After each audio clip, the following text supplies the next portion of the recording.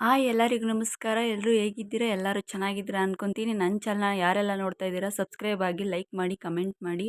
ಇವತ್ತಿನ ವಿಷಯ ಏನಪ್ಪ ಅಂತಂದರೆ ಗೋಲ್ಡ್ ಕೋಟೆಡಲ್ಲಿರುವ ನೆಕ್ಲೆಸ್ಗಳನ್ನ ತೋರಿಸ್ತಾ ಇದ್ದೀನಿ. ನೋಡಿ ಎಷ್ಟು ಚೆನ್ನಾಗಿದೆ ಅಂತ. ಹೌದು, ಈಗಿನ ಚಿನ್ನದ ರೇಟಲ್ಲಿ ಗೋಲ್ಡ್‌ನ ತೊಗೊಳ್ಳೋದೇ ತುಂಬ ಕಷ್ಟ ಆಗಿದೆ.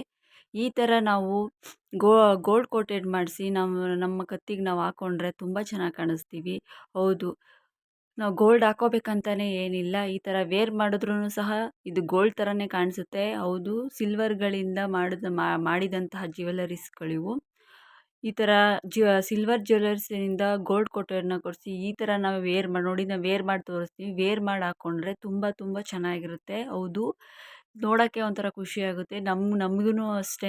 ಎಲ್ಲರೂ ನಾವು ಫಂಕ್ಷನ್ಗೆ ಹೋಗ್ಬೇಕಂತಂದ್ರೂ ಈ ಥರ ಹಾಕ್ಕೊಂಡು ಹೋದಾಗ ನಮಗೂ ಅದೇ ಫೀಲ್ ಆಗುತ್ತೆ.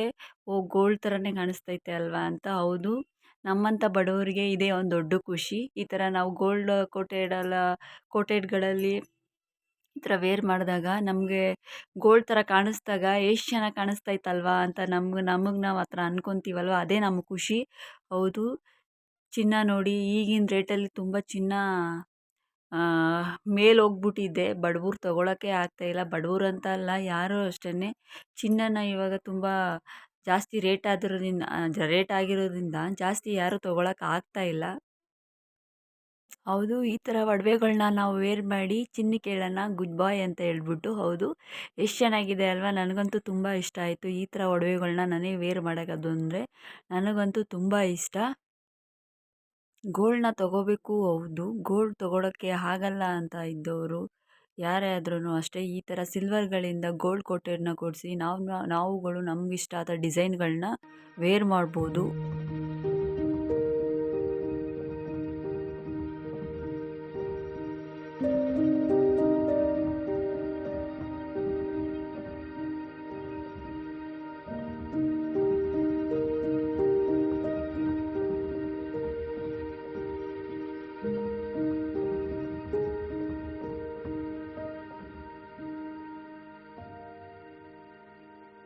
ಯಾರೆಲ್ಲ ನನ್ನ ಚಾನಲ್ನ ನೋಡ್ತಾ ಇದ್ದೀರಾ ಸಬ್ಸ್ಕ್ರೈಬ್ ಆಗಿ. And thank you so much. Like ಮಾಡಿ, ಕಮೆಂಟ್ ಮಾಡಿ. ತುಂಬ ಥ್ಯಾಂಕ್ಸ್.